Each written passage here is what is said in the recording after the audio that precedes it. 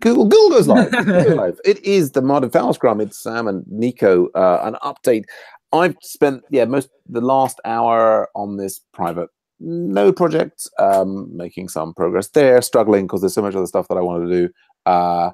This morning I was blogging and getting the Nick's. And so Nick got the community awards and used the new framework with the markdown in Agile Ventures to push out that. So that worked very well, and that was good.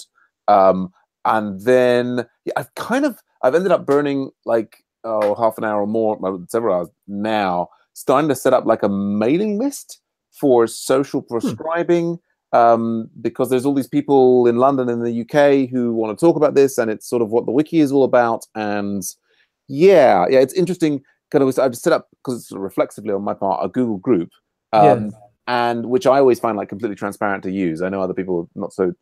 See, this is this thing where you maybe have to have a Gmail address and associate your account, and the sign up is not as straightforward, which is a shame. I guess it's an interesting question about what's the best transparent mailing list solution, but we'll see. That sort of started off. Am I blocked on anything? I don't think so. I do need to. I've got code reviews that I need to do for you, Nico, and for Mariam. The website. Yep. Yeah. I've got rest of the day. I've got sort of a phone call about digital social prescribing. Lots of people talk to me on the phone. Gosh, it makes it difficult to get any work done. What else have we got? We've got the website one meeting later today, and then I've got pairing session with Michael. We had a good community talk meeting last night. Lots going on, but that's my report. Nico, how are things with you? I've been doing a couple of things on local support on website one by merging the dependable upgrades. Right. And one of the things that I would like to discuss, if we have time, is how to record the BCR. The BCR request, or I don't know how to use it. To be honest, because right now the pull request that I've done in order to get the readmes from the repositories that is working for testing that, I'm also doing the request, and I know that is not the way. But I say, okay, I'm going to push this, and we can discuss about it, because I need to know how to record the BCRs in order to mock the result of the request. So, All right. That's it. Yep. All right. Good stuff. Well, I think that's our Scrum then, and maybe we can leap into talking just about that. Okay, cool. Let's jump in here. I'm sharing my screen. There we go. And and I need a new computer. I managed to replace the iPhone battery yesterday. That was exciting. Okay. Can you open? Yeah, well, you need a special kit. This is my son's old phone, and I think the battery was. We'll see what happens today. But so here is the special iPhone. Okay. That we got. I mean, I think it's out of warranty. It invalidates the warranty. It's not designed for easy. So it's got we have to anyway. There's a time. That was a fun technical thing last night. So here we are on website one, and yes, we've got the lovely loading readmes from GitHub thing here, and I mean, I think you showed me that this works already, and that's wonderful. I mean, if you want to try it locally, it will work. It will bring the readmes, and you will have the readmes in the About Us part of the project. Mercury is removed, but from the controller, because I still need to remove from documents, because I think that we are using it for editing some attributes of the documents. So I mean, that will be the next step. Because I can start I can start another branch based on the branch that I created, but I would like to make it more clean. So it's good to get things kind of pushed in there. I'm just starting it up while I'm running the sites there. As I was looking through it, the main thing that occurred to me was the trick with this one is that various projects will have various bits of information that they've stored already in the site that don't exist on their GitHubs, and we won't necessarily have permission to put it onto their GitHubs. You know what I mean, right? To put it, no. I mean, no, we won't have permission. Yeah. So what we did with the static pages is obviously you had full permission to Agile Ventures, and any like content that was in the Agile Ventures site, you were able to put it into the Agile Ventures repo, right? Yep. Yeah. Yep. And that all worked out fine. And I think no problem at all. So, for example, like in that's local support, right? Right. So, example, local support project, we've got documents, and we've kind of got nested sets of documents. I don't know. Maybe you're currently just focusing on, because there's things about there's the project details, there's the project pitch. That one pitch is the only one that is using Mercury. Ah, really? Ah, okay. Yeah. So this one is that is a form. That's a form. A Rails form. Right. I mean, if you. But you know, the sub documents are using Mercury, right? So if we go, that is the part that I want. No, but for example, if you touch that button, yeah. So each project has kind of like this like hierarchy of documents underneath it. Exactly. Yep. And that is why I want to make another pull request for working on documents with Mercury. Okay. So when you're saying the Word documents, before it was ambiguous for me, like sorry. But right, so it's the project documents. It probably is just school documents in the code base. But yep. And I see that Joel has joined us. Hey Joel, we finished our Scrum. We're just working through some issues for the Website One project. Great to have you with us. Always free to listen in. That's the wrong thing. I shouldn't have put that up.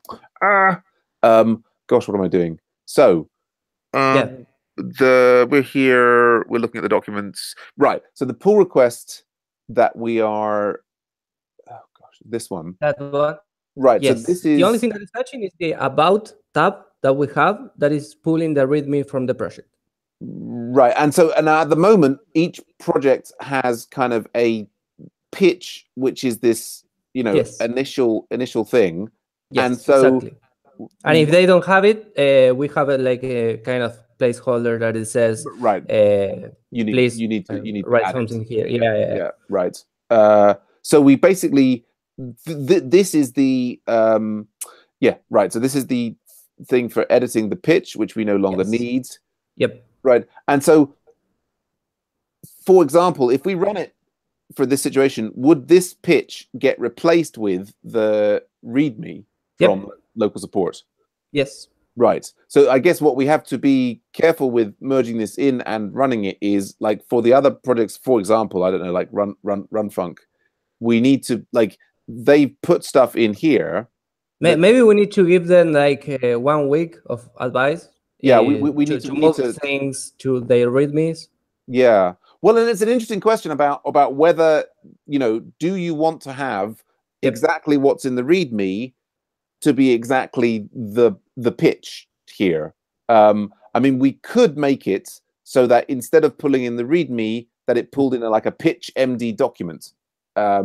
And so if it didn't exist, we would just leave it the same, and then we basically give the all of the project managers the opportunity to take what they have in here and create a specific pitch, maybe shorter than README. Well, I don't know. That is an option, but it's the same if the project doesn't have a README, for example. Right. Yeah. I'm not sure. I mean, it certainly it seems simpler to just, like, okay, the project's, the about page can just be the README. Like they're almost approximately the same thing. Maybe that is simpler to do. I mean, maybe we need to discuss it with like in the, I don't know, in a channel. I think we might want to talk with everyone. Right. Project. So this one, then it gets the README, and then so here, so we no longer need the button to edit the project. Exactly. Yep. And then other bits and pieces. that strange schema thing that keeps on changing. Yeah, yeah, some other minor things that seem like they're probably all right. Yeah, and then we lose that spec thing, and then we now have a spec for the okay. And so so if I've got it running locally, like so. The name of the task. That's sorry. Just I've got this thing where now that I've got more than one Postgre installed, it ends up. I was dealing with I did a course on Docker, and now I'm doing the second part that is scaling on AWS, and I have issues also with Postgres because the ports configuration and that kind of stuff. It was right. You made me remember that. Yeah, no worries, no worries. I mean, here it's, this is just the only thing I think was just that I didn't have Postgre running, and now I have migrations pending. But it's kind of funny because I always had it like before when my computer reboots to just to restart Postgre, and now that I seem to have more than one installed, it basically leaves them both off, which is, I don't know, is there preferences that will allow me to? Okay, and can I make this so that server settings so that it no, automatically start server. There we go. Mac computers have such a nice interface. Yeah, for us Linux users is like more rough. It gets us into trouble sometimes. So I think that will give me the local system there. Taking a look, but yeah, I was just thinking about having removed the pitch edit. So what it will have now is basically there's not going to be an edit project pitch button there. Yeah, exactly. But so I guess the only other thing that I can imagine is like we might be a person might be on their project and it would be like the README, and then they're like, oh, how do I edit this? So like maybe it should like say at the bottom, imported from GitHub, okay, README, and give the link to the README to say, link to the README, and then edit here to make a change. Just because that it will give not only the users of the project, but anyone that can maybe contribute to the README. Where that's right. They could make a pull request. Cool. Yeah, I will do it. Yeah, that's so. Yeah, I've just got, this is the random. Yeah, although I can log in with GitHub locally. I was just going to go in here and look at a project, and this is I think I'm already know what I was looking for, which is that in this setup and here, this will now So it's just they're interesting, and so now project details becomes this the part that is above the yeah. I mean, I think people have always found that very confusing. But so the pitch becomes cool, wonderful. So I think are we I guess if you want to run it, there you have in the chat you have the task. Okay, I guess I might as well run that and see what happens. One of the things that I consider, in my opinion, is that we will need to maybe make it a little more wider, because I mean the readmes are kind of big sometimes. Right. Yeah, I mean that's the other thing with considering it as a sort of a pitch thing. I mean, it seems like so we've got like the comment on the there's obviously we could merge it. It sounds like we should definitely start a discussion. I mean, we've got the project support channel, and then I'll need to reach out to all of the individual project managers to talk to them about this thing, and some of them I'll mention the thing like README. They might prefer it to be like a separate document, but so we should probably hold off. Okay, cool. I mean, instead of pulling a README, I can try to pull a pitch, as you said. Yeah, it could be a different page. We just need to kind of work that out with the. But it sounds like a good point at which to canvas our users. So I'll try and get that done momentarily. Cool. Yeah, so that's now just run there, and I'll reload this here, and so this one becomes from this to So interestingly, I ran it there. It doesn't seem to have changed this about thing on my local. That is weird. You have more projects than normal. I don't. I mean, locally, I have a copy of the production data, so Okay. So and I local don't. support changed? Well, no, I'm here. Like I happen to be on this one. Well, let's go and have a look at local support. So again here, no, not changed. It seems like it didn't quite run for me.